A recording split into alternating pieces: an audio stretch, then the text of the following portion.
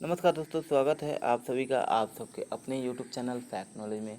दोस्तों, जैसा कि आप सबको पता है कि सीटेट की तैयारी के लिए फैक्ट नॉलेज चैनल बहुत ज़ोरों शोरों से लगा हुआ है, आप सबकी तैयारी करा रहा है। पिछले 2 हफ्ते से आप लोग को जो है जो नहीं मिला था टेस्ट सीरीज, आप लोगों ने बहुत बोला कि जो है, क्योंकि बहुत से लोगों का रुझान ख़त्म हो गया था, वीडियो पे व्यूज आ नहीं रहे हैं और टेस्ट सीरीज आप लोग ज़्यादा लोग अटैम्प्ट नहीं कर रहे हो। तो इन सब चीज़ों को तैयार करने में मेहनत लगता है, तो इसलिए जो हम लोगों ने बंद कर दिया था, लेकिन आप लोगों ने फिर वापस से बोला तो हम लोगों ने शुरू किया है। तो आप सब जा करके अगर टेस्ट सीरीज आपने अटैम्प्ट नहीं किया है तो जा करके ज़रूर अटैम्प्ट कीजिए और वेबसाइट पे रेगुलर विजिट करते रहिए। उस पर आप लोगों की ज़रूरत के लिए बहुत सारी चीज़ें उपलब्ध हैं, आप लोग उस पर रेगुलर विजिट करते रहिए। फिलहाल हम लोग जो है सीटेट का प्रीवियस ईयर के पेपर देख रहे थे। 2015 का पेपर हम लोगों ने जो है उसके क्वेश्चन करना शुरू किया था। उसका पैडागोजी सेक्शन हम लोगों ने कंप्लीट कर लिया था।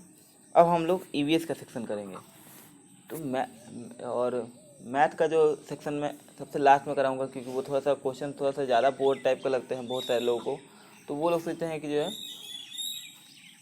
ये ऐसे ही प्रश्न कराते हैं और वो लोग चले जाते हैं, आगे की वीडियो वो नहीं देखते हैं। तो इसलिए मैं वो मैथ का पोर्शन जो है, क्योंकि मैथ का पोर्शन में 15 नंबर का कंटेंट आता है और 15 नंबर का जो है आपका पैडागोजी सेक्शन आता है, तो वो मैं आपको लास्ट में कराऊंगा पैडागोजी सेक्शन। तो 15 क्वेश्चन होते हैं, क्योंकि कंटेंट वाला क्वेश्चन तो आप सबको पता है कि संजीव सर कराते हैं। ठीक है, तो आगे चलते हैं हम सबसे पहले क्वेश्चन पेपर पे, वहाँ आपको मैं दिखाता हूँ। ये हो गया क्वेश्चन पेपर, या हम लोगों ने पैडागोजी सेक्शन कर लिया था। अब ईवीएस का भी हम लोग 10-10 क्वेश्चन करके 3 पार्ट में करेंगे। क्यों? क्योंकि वीडियो ज़्यादा लंबी ना हो और आप लोग भी ज़्यादा बोर ना हो। ठीक है,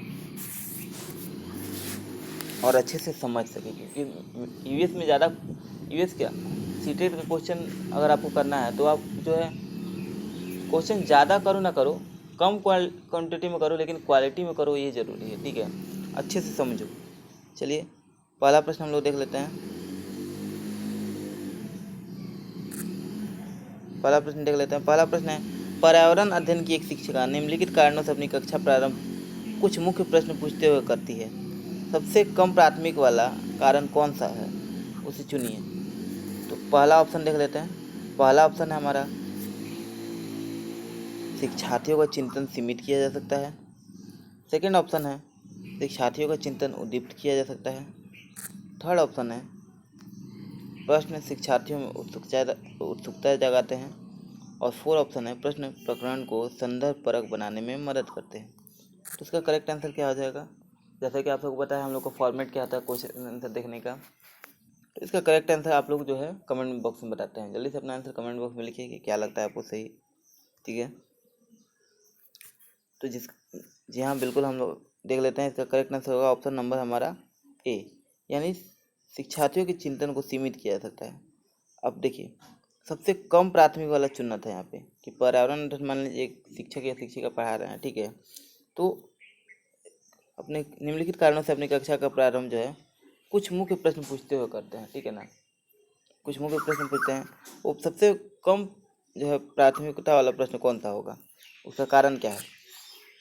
तो ये जो है शिक्षार्थियों के चिंतन को जो है सीमित किया जा सकता है। ठीक है, जब आपसे पूछा जाएगा सबसे, मान लीजिए जैसे पूछा गया कि जैसे फूड चैप्टर है, ठीक है, या फिर ट्रैवल चैप्टर है।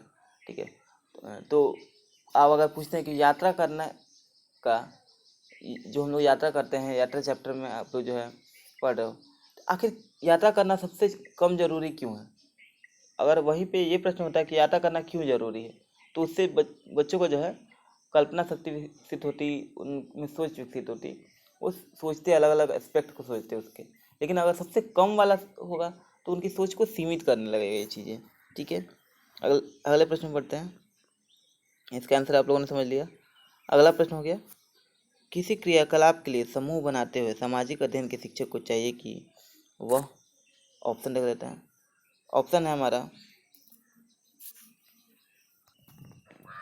तो प्रश्नानुसार अगर आप प्रश्न में देखेंगे तो सब देखिए क्रियाकलाप वाला हो रहा है। तो किसी क्रियाकलाप के लिए समूह बनाते हुए सामाजिक अध्ययन शिक्षक को क्या करना चाहिए? अब आपको ऑप्शन चुनना है। ऑप्शन हो जाएगा, सभी प्रतिभागियों की सहभागिता और सहयोग सुनिश्चित करें। सेकंड है, सुनिश्चित करें कि लड़के लड़कियों के समूह अलग अलग हों। थर्ड है, उनके अंकों के अनुसार समूह बनाएं। और 4 है केवल 2 समूह बनाएं और प्रत्येक में बहुत से विद्यार्थी हों। तो इसका करेक्ट आंसर क्या होगा, अपना आंसर जल्दी से कमेंट बॉक्स में लिखिएगा। इसका करेक्ट आंसर होगा ऑप्शन नंबर हमारा ए, यानी कि सभी प्रतिभागियों की सहभागिता सुनिश्चित करें। अब मान लीजिए कि आप कोई समूह में क्रियाकलाप करा रहे हैं, एक आप एसएसटी के टीचर हैं, ठीक है, और समूह में कार्य कर रहे हैं, तो ये थोड़ी ना कि अंकों के आधार पर करेंगे, उनका समूह बनाएंगे या फिर लड़के लड़कियों के आधार पर अलग अलग समूह बनाएंगे, ऐसा तो नहीं है। आप जो है ऐसा करेंगे कि जो है सभी बच्चों की सहभागिता हो, सभी बच्चे पार्टिसिपेट कर सकें, ठीक है, कोई क्रियाकलाप करा रहे हो तो। अगला प्रश्न पे, अगला प्रश्न, प्राथमिक स्तर पर पर्यावरण अध्ययन की पाठ्य पुस्तक में निम्नलिखित में से कौन सी विशेषता नहीं होनी चाहिए। तो कौन सी विशेषता नहीं होनी चाहिए, ऑप्शन देख लेते हैं हम लोग। ऑप्शन हो जाएगा, यह प्राकृतिक और समाज सांस्कृतिक परिवेश को एकीकृत तरीके से प्रस्तुत करता है। सेकंड है, यह शिक्षार्थी के वैविध्यपूर्ण पृष्ठभूमि को जरूरत को पूरा करता है। थर्ड ऑप्शन है, यह वास्तविक कहानियों और घटनाओं को शामिल करती है। और फोर्थ ऑप्शन है हमारा, यह परिभाषाओं और अमूर्त अवधारणाओं की व्याख्या करने पर ध्यान केंद्रित करती है। तो इसका करेक्ट आंसर क्या हो जाएगा, जल्दी से अपना आंसर कमेंट बॉक्स में लिखिए, क्योंकि नहीं वाला प्रश्न है, ठीक है, नहीं आपको ध्यान रखना है, और नहीं वाले प्रश्नों का आंसर बहुत ध्यान से, बहुत सावधानी पूर्वक करना होता है, नहीं तो फ्री के 1 नंबर होते हैं, ऐसे प्रश्न एकदम फ्री के नंबर होते हैं। थोड़ा सा अगर आप दिमाग लगाओगे तुरंत आंसर इसका मिल जाता है, लेकिन वही कुछ लोग आते हुए भी गलत कर देते हैं, क्योंकि नहीं जो है इस पर ध्यान नहीं देते हैं। तो इसका करेक्ट आंसर क्या आ जाएगा, ऑप्शन नंबर हमारा, ऑप्शन नंबर डी, यानी कि यह फोर्थ ऑप्शन, यह परिभाषाओं और अमूर्त अवधारणाओं की व्याख्या करने पर ध्यान केंद्रित करती है, ठीक है। ये प्रश्न इंग्लिश में भी है, इसलिए मैं इसका जो है आंसर बोल रहा हूँ डी में। और आप जो है ऑप्शन 4 में मैं बता ही रहा हूँ, आप लोग समझ रहे होंगे कि मेरा आदत है option A B C D बोलने का, ठीक है। और जैसा कि आप सबको पता है कि इसकी पीडीएफ आपको हमारे प्रीवियस ईयर के सारे पेपर ऑलरेडी हमारे वेबसाइट पर उपलब्ध हैं, आप वहाँ से जाकर डाउनलोड कर सकते हैं, और इसके सोल्यूशंस वगैरह भी आपको वहाँ पे आप उपलब्ध हो जाते हैं, ठीक है। तो आप वहाँ से ज़रूर आप लोग जा कर के एक बार चेकआउट करेंगे। अगले प्रश्न पे देखेंगे। अगला प्रश्न है,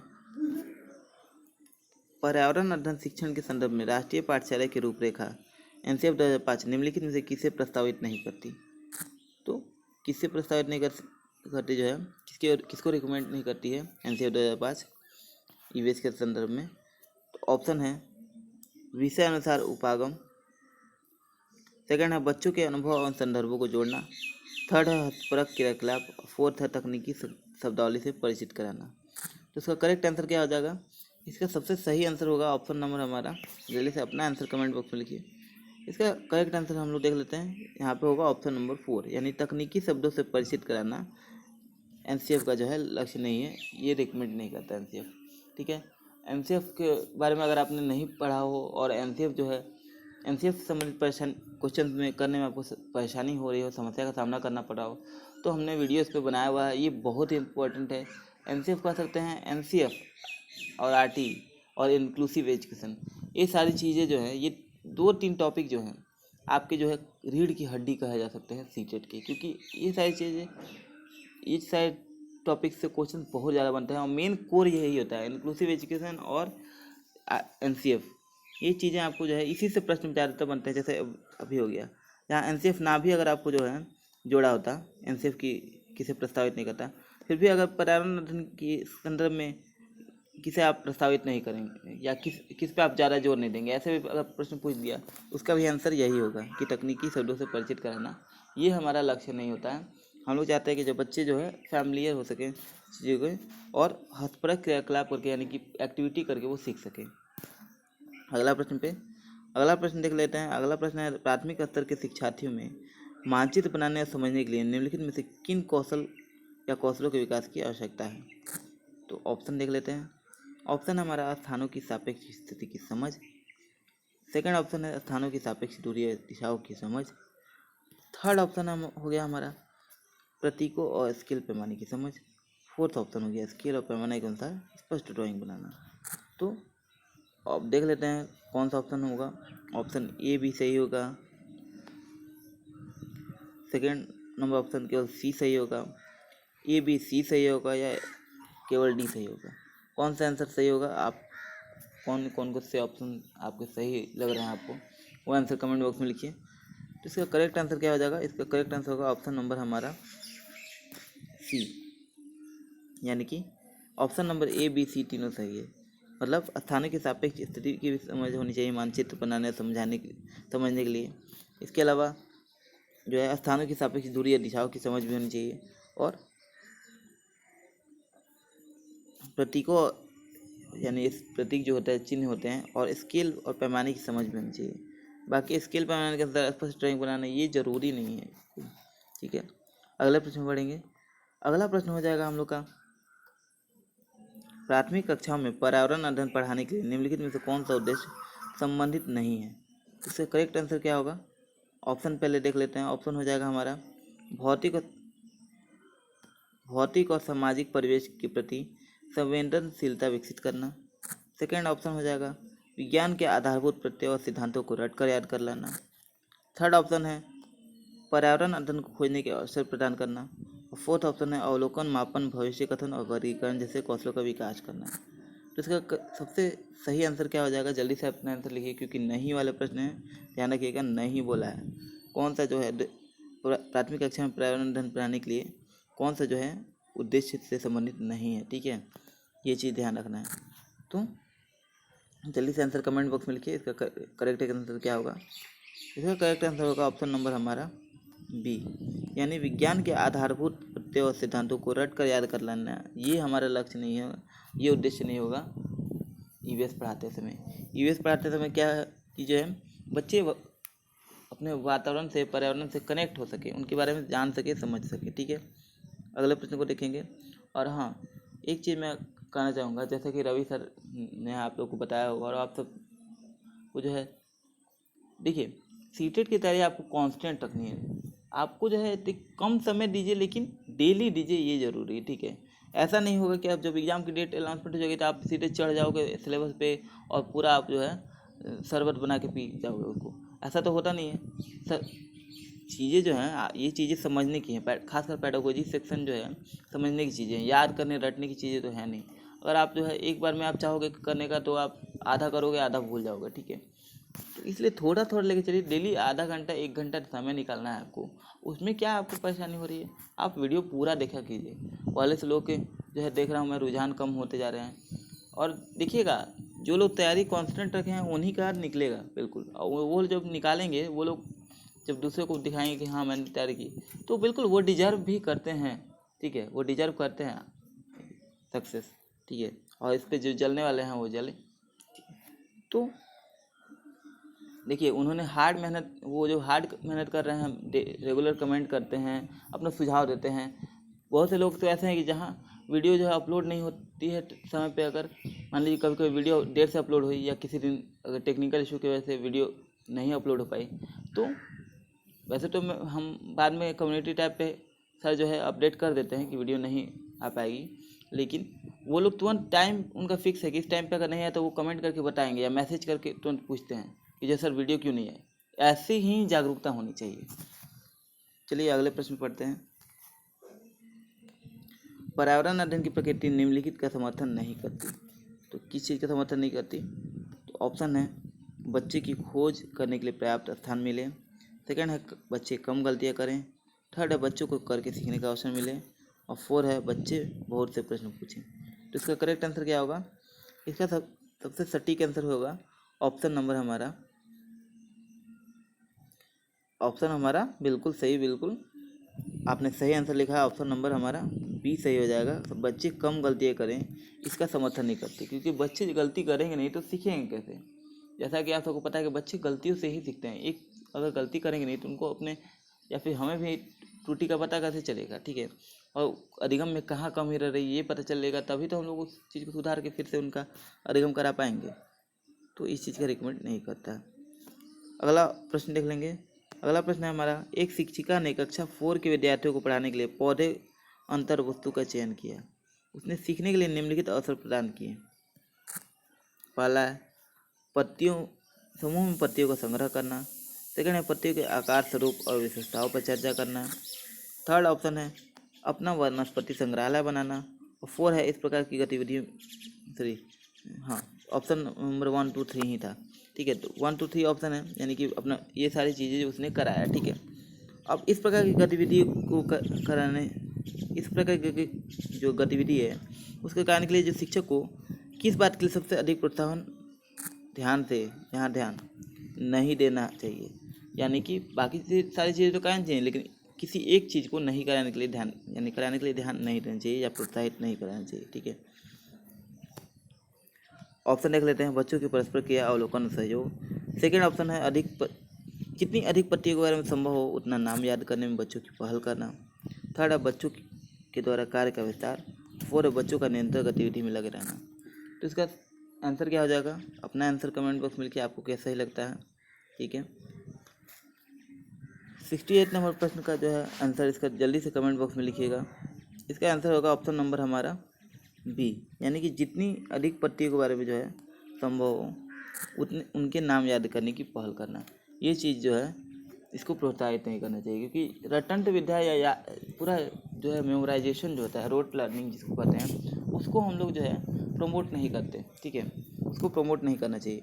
बच्चे अवलोकन कर सके, परस्पर क्रिया करें, सहयोग करें, उनके कार्य का विस्तार हो, निरंतर गतिविधि में लगे रहे, ये सारी चीज़ें तो ठीक है, लेकिन जो है उनको रटना, याद करना, ये सारी चीज़ों को प्रोत्साहित नहीं करता। वो चीज़ें समझें, ठीक है, इसको प्रोत्साहित करना चाहिए। अगला प्रश्न, शिक्षार्थियों का आकलन करते समय पर्यावरण अध्ययन की शिक्षिका को निम्नलिखित में से क्या नहीं करना चाहिए। ऑप्शंस, बच्चों के कार्य से संबंधित गुणात्मक उल्लेख करना। सेकंड है बच्चों के पूर्व आकलन के साथ तुलना करना। थर्ड है शिक्षार्थियों के सीखने की क्षमताओं का अध्ययन, ऑप्शन देख लेते हैं। थर्ड, शिक्षार्थियों की सीखने की क्षमताओं को ध्यान में रखकर सूचना दर्ज करना। और 4 ऑप्शन है बच्चों के कार्य केवल कुछ पक्षों में ध्यान केंद्रित करना। तो 69 नंबर प्रश्न का आंसर जल्दी से अपना कमेंट बॉक्स में लिखिएगा। तो इसका करेक्ट आंसर हम लोग देख लेते हैं। इसका आंसर होगा ऑप्शन नंबर 4, यानी बच्चों के कार्य केवल कुछ पक्षों पे जो है ध्यान केंद्रित करना, ये जो है नहीं करना चाहिए। यानी शिक्षार्थी, मान लीजिए जो है शिक्षार्थी का आकलन कर रहे हैं आप, तो पर्यावरण अध्ययन के अगर आप शिक्षक हैं, एसएसटी के हैं, ईवीएस के शिक्षक हैं, ठीक है, ईवीएस के शिक्षक है, तो क्या आपको नहीं करना चाहिए, तो उनके जो है कुछ पक्षों का ध्यान नहीं रखना चाहिए, सभी पक्षों का ध्यान रखना चाहिए। किसी एक पार्टिकुलर पक्ष पे आप ध्यान देंगे तो प्रॉब्लम हो सकती है। आपको समूचा उनका होलिस्टिक जो है विकास करना है, तो इसलिए पूरा आपको ध्यान रखना होगा, सभी पक्षों का ध्यान रखना होगा, ठीक है। अगले प्रश्न में बढ़ेंगे। अगला प्रश्न हमारा आज का लास्ट प्रश्न है, प्राथमिक स्तर पर पर्यावरण अध्ययन में समुदाय सीखने और सिखाने का एक महत्वपूर्ण संसाधन है, क्योंकि ऑप्शन, यह वास्तविक स्थितियों में सीखने के अवसर उपलब्ध कराता है। सेकंड है यह बहुत सस्ता संसाधन है। थर्ड ऑप्शन है यह आसानी से उपलब्ध होने वाला संसाधन है। 4 है इसमें समझदार और बुजुर्ग व्यक्ति होते हैं। तो इसका आंसर क्या हो जाएगा, इसका आंसर होगा ऑप्शन नंबर हमारा, यह बिल्कुल सही, इसका आंसर होगा ऑप्शन नंबर ए, यानी यह वास्तविक स्थितियों में सीखने के अवसर उपलब्ध कराता है। तो समुदाय का जो है सीखने सिखाने में क्या रोल है, तो बिल्कुल ये रोल है कि वह वास्तविक स्थिति में सीखने में मदद करता है। यानी कि आपको जो है कोई चीज़ नहीं, आप बच्चा अगर समुदाय में है या अपने जो समाज में है, ठीक है, उससे क्या करता है, डायरेक्ट प्रैक्टिकल नॉलेज उसको मिलती है। किसी को बात करते देखेगा तो बात करने का तरीका कैसे होता है वो देख के सीखता है, बातचीत या फिर बोला कैसे जाता है, भाषा का उनका विकास ये अच्छे से प्रकार से होता है। तो ये चीज़ें उसको जो है प्रैक्टिकल नॉलेज मिलती है, यानी वास्तविक स्थिति सीखने का अवसर उपलब्ध होता है समुदाय से, ठीक है। तो इसी के साथ आज का हमारा सेशन समाप्त होता है। उम्मीद करता हूँ वीडियो पसंद आया होगा। वीडियो पसंद आया हो तो वीडियो को लाइक कीजिएगा, और किसी प्रकार का सुझाव हो तो कमेंट बॉक्स में ज़रूर लिखिएगा। आंसर ज़रूर अपने कमेंट बॉक्स में बताते रहिए, ठीक है, क्योंकि इससे आपका भी जो है विकास होता है। आपको खुद अभी पता नहीं चलेगा, लेकिन जब आप एग्ज़ाम में हॉल में जाओगे, बैठोगे, तो देखिए मैं कोई चीज़ें ऐसे नहीं बोलता हूँ आपको जो है जब आप मैंने खुद ट्राई किया हुआ है, ठीक है। जब मैं अपनी तैयारी करता था जिस समय में, उस टाइम मुझे यही सारी चीज़ें मैंने स्ट्रैटेजी बनाई और उसके अनुसार तैयारी करना सीखी, और वही स्ट्रैटेजी मैं आपके साथ शेयर करता हूँ। अगर आप इस चीज़ को फॉलो करोगे तो बिल्कुल आप देखोगे जब एग्ज़ाम हॉल में आप बैठोगे तो आप सॉल्व कर पाओगे अच्छे से। इसलिए आपको जो है प्रैक्टिस के लिए हम लोगों ने टेस्ट सीरीज भी उपलब्ध कराया था, ताकि आपको एग्ज़ाम की प्रैक्टिस होते रहे। ठीक है, एग्ज़ाम में कैसे प्रश्न आते हैं, एग्ज़ाम में जो है प्रश्न सॉल्व करते समय किन बातों का ध्यान रखना होगा, तो यही सारी चीज़ें जो हम लोगों ने ऐड करने की कोशिश की थी। चलिए मिलते हैं अगले वीडियो में, इजाज़त दीजिए, नमस्कार, जय हिंद, वंदे मातरम, भारत माता की जय।